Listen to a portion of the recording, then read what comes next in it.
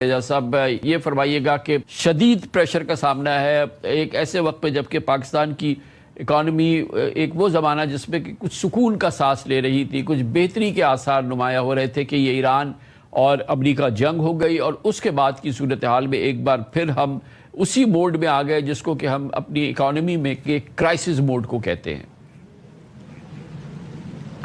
بسم اللہ الرحمن الرحیم۔ تھینک یو کامران خان صاحب۔ سب سے پہلے تو میں I am very happy to see you back on the screen and we are all happy that the legend is back. Thank you sir.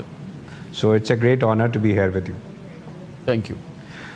Now coming to the point, I think پچھلے جس طرح سے 7 ہفتے میں government نے یہ crisis کو manage کیا ہے، اس کو جو ہے میں اس کو بہت پازیٹیو سمجھتا ہوں کہ ہم نے لاسٹ ٹائم دیکھا تھا کہ 2022 کے اندر ہم کہتے تھے کہ جناب کرنٹ اکاؤنٹ ڈیفیسٹ $20 بلین ہو گیا اور جو ہے گورنمنٹ نے مینیج نہیں کیا، جو ہے وہ اپنے افیئرز کو، فیول کی پرائسز کو نہیں بڑھایا، جس کی وجہ سے جو ہے وہ $100 کی قیمت تو رکھی لیکن اس کا جو ہے خمیازہ ہم آج 4 سال بعد بھی بھگت رہے تھے کہ وہ پیسے جو $20 بلین ہمارے پاس تھے ہی نہیں، وہ کرنٹ اکاؤنٹ ڈیفیسٹ ہو گیا۔ وہ اس میں سے جو کہتے تھے کہ وہ بوم اینڈ بسٹ ہے، اس میں سے جب ہم نے ریویو کیا تو $13 بلین کا اس سال جو ہے فائنانشیل ایئر 22 جو اینڈ ہوا 21-22، تو اس سال میں $13 بلین کی انرجی، فیول اور گیس پرائسز کی وجہ سے وہ ڈیفیسٹ ہوا تھا، اور جو ہے وہ تقریباً $3 بلین کی کووڈ ریلیٹڈ پیمنٹس تھی۔ جو کنزیومر ریلیٹڈ پیمنٹس تھی وہ شاید $4 بلین بھی نہیں تھی، جو کہ اس سال ہم جس کرائسس میں گئے۔ اب میں اس سال کو دیکھ رہا ہوں تو یہ کوارٹر جو ہے وہ بڑا امپورٹنٹ ہے پاکستان کے لیے۔ ہم نے کرنسی آپ دیکھیں تو کرنسی سٹیبل ہے، ہم دیکھیں تو کرنٹ اکاؤنٹ ڈیفیسٹ پچھلے مہینے جو مارچ پہلا مہینہ تھا اس میں ریکارڈ سرپلس ہے ڈیفیسٹ کے بجائے، اور اپریل کا مہینہ بھی میں سمجھتا ہوں کہ کوئی ایسا الارمنگ نہیں ہوگا، کیونکہ سب سے بڑی چیز تو یہ ہے کہ انٹرنیشنلی جو ہم کرنٹس فیس کر رہے ہیں، دنیا میں $60-62 کا تیل چل رہا تھا وہ $100 ہو گیا، اور اس کی وجہ سے جتنے پیٹرو کیمیکل کے پروڈکٹس جو پاکستان میں آتے ہیں، جس کا میں سمجھتا ہوں تخمینہ تقریباً جو ہے وہ سالانہ $25 بلین جو ہے یہ oil and oil related petro chemical اور کیمیکل پروڈکٹس ہیں، تو $2 بلین مہینے کی وہ ایوریج بن جاتی ہے۔ وہ تقریباً ساری قیمتیں جو ہے وہ دگنی ہو گئی ہیں، تو $2 بلین مہینے کا امپیکٹ ہے جو 3 مہینے میں $6 بلین کا ہماری اکانومی پہ امپیکٹ لا سکتا ہے۔ تو سب سے بڑی بات تو ہے فورن کرنسی کے ریزروز کو مینٹین کرنا۔ سب سے بڑی بات یہ ہے کہ ملک میں اس کی کنزمپشن ایب نارملی جو ہے بڑھنے کے بجائے اس کو جتنی کنسٹرین سسٹم کو چلاتے ہوئے اس کو کنسٹرین کرنا، یہ سب سے امپورٹنٹ ہے، اور یہ دونوں چیزیں ہم نے دیکھی ہیں کہ انہوں نے جو ہے وہ قیمتوں کو بھی صحیح وقت پہ بڑھایا تاکہ لوگ جو ہے وہ راشننگ نہیں کی، بلکہ لوگوں کو کہا کہ انٹیلیجنٹ تھنکنگ کریں، اور انٹیلیجنٹلی فیول جیسے ڈیزل تو ہماری کمرشل گڈز میں استعمال ہوتا ہے، لیکن جو پیٹرول ہے وہ سب سے بڑی کنزمپشن پیٹرول کی ہے۔ تو یہ تکلیف تو ہے کہ سب کو، لیکن دنیا میں جب قیمت بڑھ گئی ہے اور اس کو آپ پاس آن نہیں کریں گے تو آپ جو ہے، جب ڈالر ہی نہیں ہے ہمارے پاس اتنے کہ ہم ضائع کر سکیں، تو ہم سب کو یہ فیل ہونا چاہیے کہ جناب یہ سب ہمارے پیسے ہیں اور ہمارا ملک ہے، اور اسی اسپرٹ کے تحت جو ہے ملک آگے چل سکتا ہے۔ تو اچھا، اس میں گوری صاحب بالکل صحیح آپ نے فرمایا کہ ٹھیک ہے جو چیزیں گورنمنٹ کے بس میں ہیں وہ ایک ریزنیبلی گڈ مینیج ہو رہی ہیں، اور کوشش یہ کی گئی ہے کہ کوئی سبسڈیز وغیرہ کا نظام دوبارہ نہ چلایا جائے، اور کوشش یہ کی جائے کہ جو ایکسٹرنل شاک ہے اس کو ایبزارب سب پوری قوم مل کے کرے۔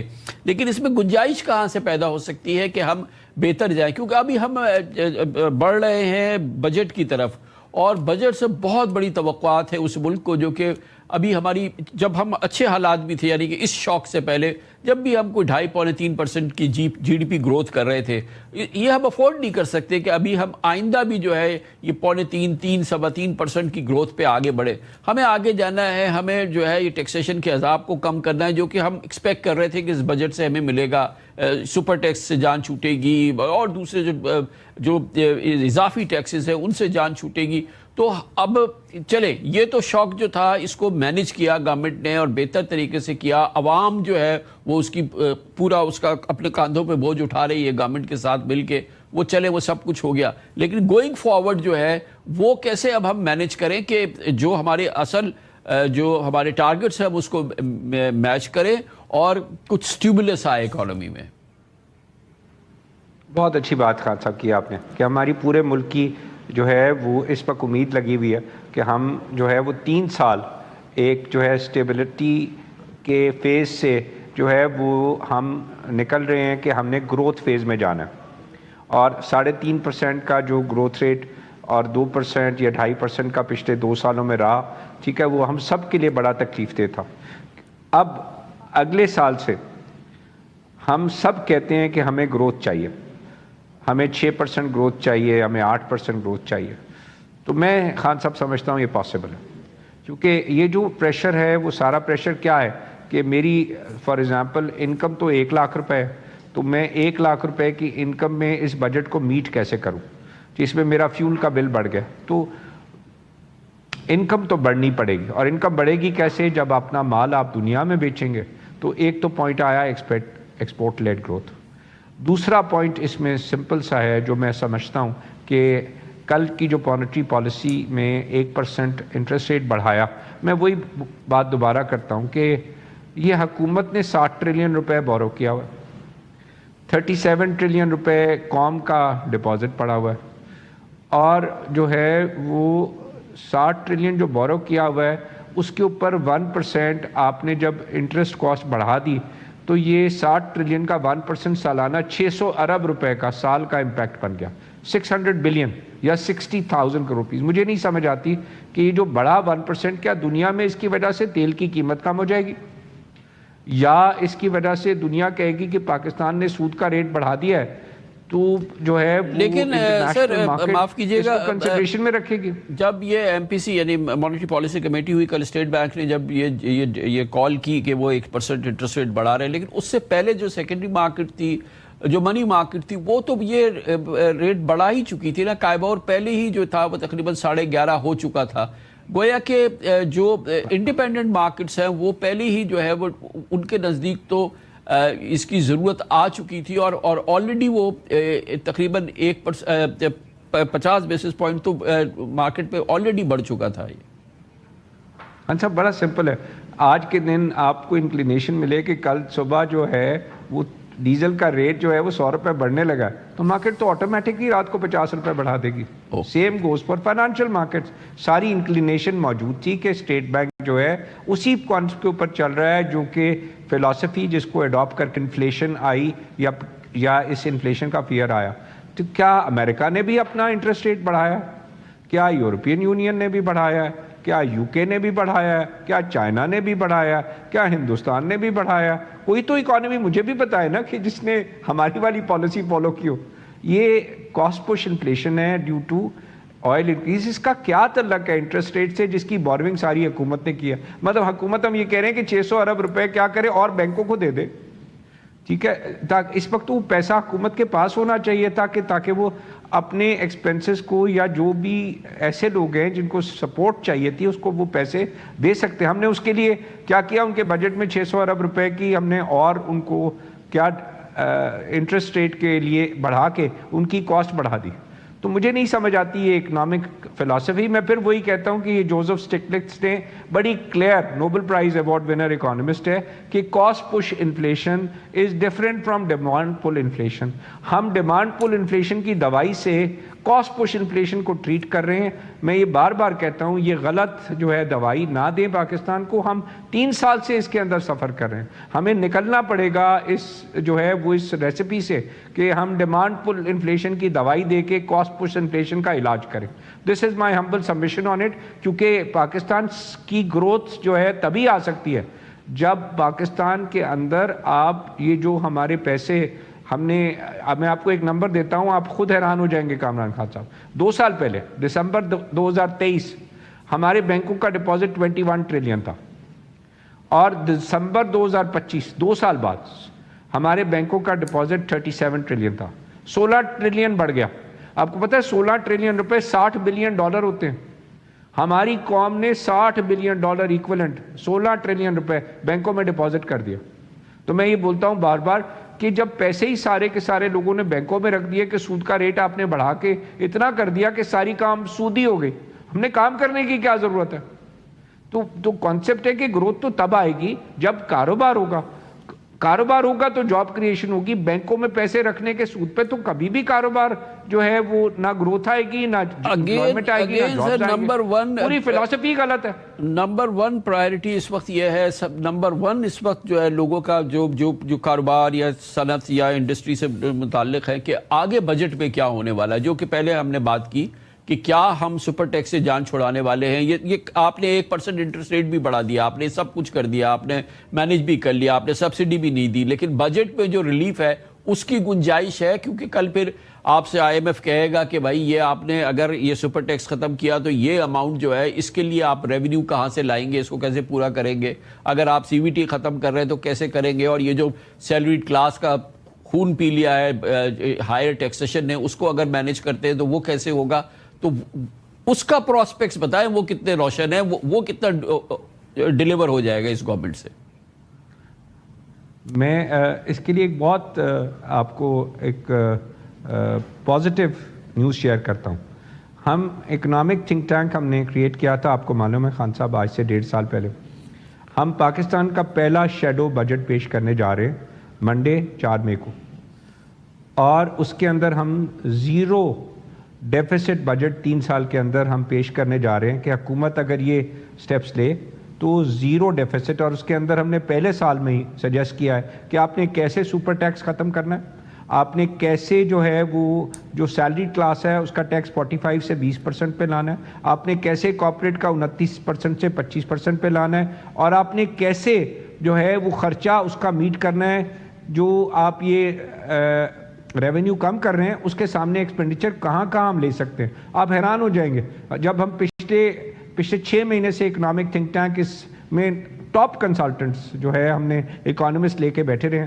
میں ابھی بھی آپ کے اس پروگرام سے پہلے اسی کو فائنلائز کر رہا تھا کہ we will share with you on Monday کہ پاکستان زیرو ڈیفیسٹ پہ جا سکتا ہے. اس وقت 7.9 ٹریلین کا ڈیفیسٹ ہے. ہمارے پاس فیڈرل گورنمنٹ کے پاس کوئی پیسہ نہیں ہے اس وقت, جو ہے اپنے پاس صرف بورو کر کے ہم چلا رہے ہیں. تو ہم آپ کو یہ پیش کریں گے انشاءاللہ اگلے 4 روز کے اندر کہ جناب کس طریقے سے ملک اگلے 3 سال میں زیرو ڈیفیسٹ پہ جا سکتا ہے. میں سمجھتا ہوں پاکستان 6% کی گروتھ پہلے سال, اگلے سال 7, تیسرے سال 8% گروتھ کا پوٹینشیل ہے ہمارے پاس. بٹ ہم یہ کہتے ہیں کہ ہم ڈومیسٹک جو ہماری اکنامک پالیسیز ہیں, ہمیں ہوم گرون اکنامک پالیسیز پہ چلنا پڑے گا تو ہم چلیں گے. اگر ہم ہوم گرون اکنامک پالیسیز پہ نہیں چلیں گے تو پھر ہم ہوسٹیج ہیں, اور ہم ہوسٹیج اگر رہے تو پھر نہ ہم ترقی کر سکتے ہیں, نہ ہم جابز کریٹ کر سکتے ہیں, اور ہم یہی دوائیاں لیتے رہیں گے جو ہے وہ ڈیمانڈ پل انفلیشن کی دوائی سے کاسٹ پش انفلیشن کے. دنیا کا تیل کی قیمت کا کیا تعلق ہے ہماری مانیٹری پالیسی سے؟ وہ امریکہ کا پریزیڈنٹ جو ہے جو کاروباری آدمی ہے وہ تو سارا دن اپنے فیڈرل ریزرو کے چیئرمین کو چیخے مارتا ہے انٹرسٹ ریٹ کم کرنا ہے, جبکہ وہی اکنامک تھیوری امریکہ کے اندر سے ہمارے پاس آ رہی ہے, اور ہم کہتے ہیں ہم نے مانیٹری پالیسی کمال کر دی ہے جی, ہم نے 1% بڑھا دیا. تو یہ جو ساری فلسفی ہے وہ ساری فلسفی کو تبدیلی کی ضرورت ہے, اور ہمیں پاکستان کے اندر کام کرنا پڑے گا. بے شک. اچھا گورنر صاحب یہ فرما دیجئے گا کہ امپورٹنٹ چیز ایک اور وہ یہ کہ یہ اس وقت جو یہ کرائسس ہے اس نے بہت ایویشن انڈسٹری کو گلوبلی جو ہے وہ ہٹ کیا ہے, اور ہم پاکستان میں ہم سب پاکستانی بڑے ایکسائٹڈ تھے. PIA پرائیویٹائزیشن آپ کے عارف حبیب گروپ نے وہ بڈ کیا, اس کو ون کیا, اور آج جو ہے وہ جو 25% گورنمنٹ کا سٹیک ہے وہ بھی لینے کے لیے آپ نے جو ہے اس کی ریکوائرمنٹ جو ہے وہ پوری کر دی ہے. آل ویل, مگر یہ کیسے چلائیں گے اب آپ؟ کیونکہ اگر کوئی اور شاید کوئی فورن کوئی کمرشل آرگنائزیشن ہوتی وہ تو فورس میجور کی بات کرتی, کیونکہ جیٹ فیول جو ہے وہ 150% بڑھ گیا ہے, تو پھر جہاز اڑے گا نہیں تو چلے گا کیسے؟ یہ کیسے اس کی اکانومی بنے گی, کیسے چلیں گے آپ لوگ کیا سوچ رہے ہیں اس حوالے سے؟ کیا ابھی بھی آپ کے پلانز وغیرہ انٹیکٹ ہیں؟ کیا ہوگا PIA کا آگے گوئنگ فارورڈ؟ اس میں خان صاحب میں صرف یہ کہوں گا فبی اعلیٰ رب کو ماتقصبان, ہم نے ایک نیت کیا, اور اللہ کی کون کون سی نعمتوں اور کون کون سی رحمتوں کو ہم جو ہے کا شکر ادا کر سکتے ہیں کہ ہمیں یہ موقع ملا ہے کہ پاکستان کا اس ادارہ جو کہ پچھلے 20 سال میں 700 ارب روپے نقصان کر چکا ہے, اس میں 5 بزنس ہاؤسز آئے ہیں، اور ہماری نیت کا آپ اندازہ دے سے کہ میں پھر وہی کہوں گا انما الاعمال بالنیت، سارے عملوں کا دار و مدار نیت پر ہے۔ ہم اس نیت سے چل رہے ہیں کہ اس کو پاکستان کی نہیں دنیا کی بہترین ایئرلائن بنائیں گے۔ مئی کے اندر ہم اس کو ٹیک اوور کر رہے ہیں، اور ہماری کنمٹمنٹ اور کنوکشن یہ ہے کہ آج کے دن آپ جو کہہ رہے ہیں کہ کوئی انٹرنیشنل ادارہ ہوتا تو فورس میجور، ہم نے 25% گورنمنٹ کا جو شیئر 45 ارب ہماری آپشن تھی وہ بھی کہ ہم نے لینا ہے، وہ بھی ہم نے آج آپشن ایکسرسائز کر کے اس کی بینک گارنٹیز جمع کرا دی ہیں پرائیویٹائزیشن کمیشن کو، اس کی ایس پی ایل سی کی۔ میں یہ سمجھتا ہوں اتنا پوٹینشیل ہے پاکستان کے ایئر لائن میں، اگر جیٹ فیول بڑھا ہے تو پوری دنیا کے ایئر لائنز کے لیے بڑھا ہے، صرف پاکستان انٹرنیشنل کے لیے تو نہیں بڑھا۔ یہ اگر جیٹ فیول کی قیمت جو ہے اگر دنیا کی ساری ایئر لائنز ابزارب کریں گی، اور سارے جو ہمارے جتنے بھی ٹریولرز ہیں انہوں نے کسی ایئر لائن پہ ہی بیٹھ کے آنا ہے نا جس کے اندر یہی جیٹ فیول لگے گا، تو ہمارے پاس بھی یہی ہوگا۔ ہمارے پلانز بالکل انٹیکٹ ہیں۔ ہم نے پہلے سال میں انشاءاللہ تعالی ہمارا پلان ہے کہ ہم نے 20 جہاز ایڈ کرنے ہیں، اور جتنی ہمارے انٹرنیشنل جو ڈیسٹینیشنز ہیں جس میں یو ایس اے، یو کے، یورپ اور آسٹریلیا اور افریقہ، جتنی ہماری ڈائریکٹ جہاں پہ ہمارے پاکستانی ایکسپیٹ ان کو ہم نے ڈائریکٹ فلائٹس دینی ہے۔ اس کے علاوہ ہم نے ڈومیسٹک نیٹ ورک کو بھی اسٹرینتھن کرنا ہے، اور اس پورے پلان کے اوپر the top consultants of the world are working with us, and we are formalizing and finalizing each and everything before we take over and sit in the driver's seat. The best CEO is being hired from the world. The best chief operating officer is being hired from domestic market. The best board is coming in. ہم یہ سمجھتے ہیں کہ یہ ایک challenge ہے، but میں یہ کہتا ہوں کہ پچھلے سال اس نے ٹرن اوور $700 ملین کی تھی، 220 ارب روپے کی اس ایئر لائن نے۔ اس کے 31 دسمبر 25 کے نمبرز آ گئے میں، ہم انشاءاللہ تعالیٰ مئی میں اس کو ٹیک اوور کرنے جا رہے ہیں، اس کی مینجمنٹ، اور میں یہ سمجھتا ہوں جو پورا عارف حبیب کنسورشیم سمجھتا ہے ڈالر سے انشاءاللہ تعالیٰ اگلے 10 سال میں اس نے $7 بلین کی ایئر لائن بننا ہے، اور اس نے one of the biggest employers بننا ہے، اور ون آف دا بگیسٹ جو ہے وہ آئیکونک جو ہے وہ پاکستان کا نیشنل فلیگ کیریئر کیری کر کے پاکستان کا نام روشن کرنا۔ دس از مائی بلیف۔ بہت بہت شکریہ جناب گوہر اعجاز ہمارے ساتھ موجود تھے۔ اس کے ساتھ ہی ہمارے آج کے پروگرام